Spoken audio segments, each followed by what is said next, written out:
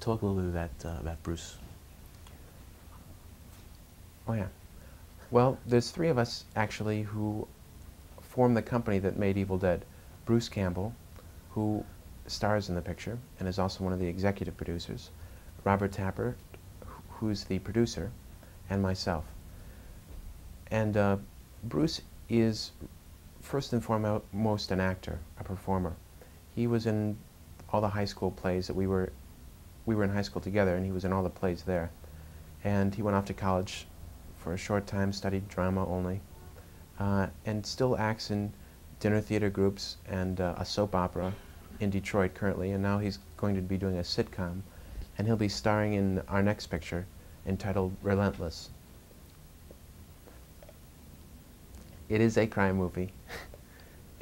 Relentless is the next film that we intend to make. It's a crime story. It's a story of a man who tries to plan the perfect murder. And in fact, he does carry off this perfect murder, but the murder that he's planned turns out through a strange series of coincidences and mistaken identities. The murder turns out to be his own.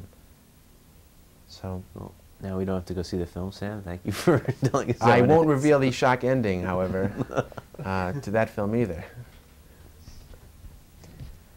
Okay, let's go back and you describe some of the conditions, some of the horrible conditions on location. Oh, yeah. Like well, shooting in the swamp, etc. Right. The place was miles really from civilization, so it was very difficult to get a truck in there to hook up power, but we did it. We couldn't afford to bring in water, obviously, so we didn't have any running water. All the water had to be brought there down this mile-long mud road. It had turned to mud soup.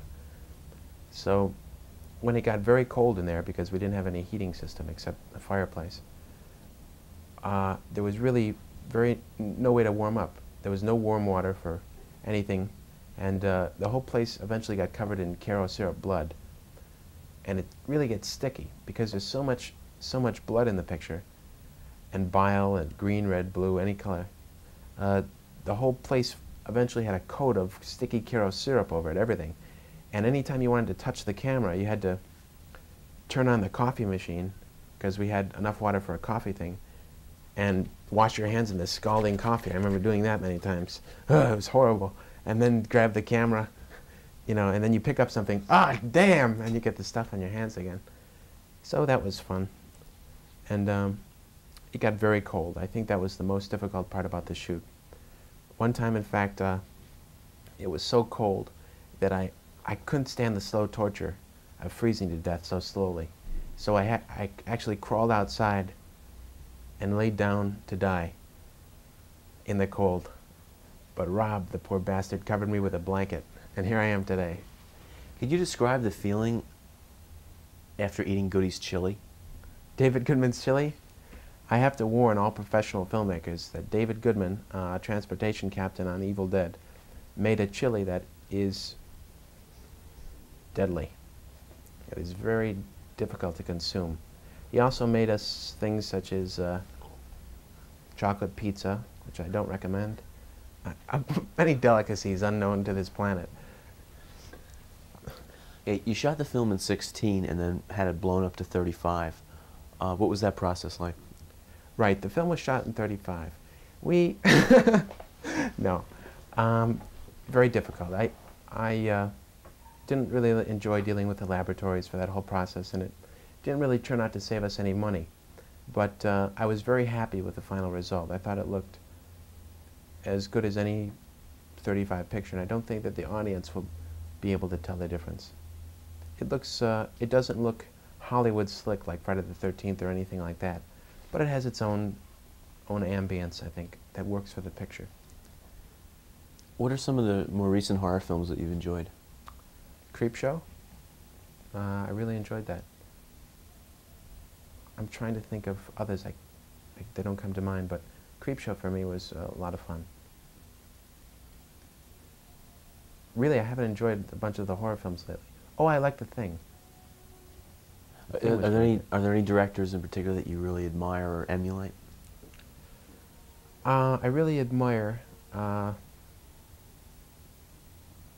The directors who I really admire are, as unfashionable as it may be, is Steven Spielberg, Kubrick, Hitchcock. What do you think, for you, what was the biggest problem for you in making the film? If there's a single thing you could single out as a low-budget filmmaker. The single thing that I could single out, the most difficult thing, was the most difficult thing about making the film was when we'd reach stretches where we would run out of money and having to stop for 3 months, whatever we're doing, and put on our suits again and get our briefcases out, our matching briefcases, and cut our hair short and shave and look presentable again and go around knocking on doors asking for more money. And getting the names of people trying to get names of people who you could at least ask for money, that was the most difficult part, the waiting, I think, the inactivity of the process.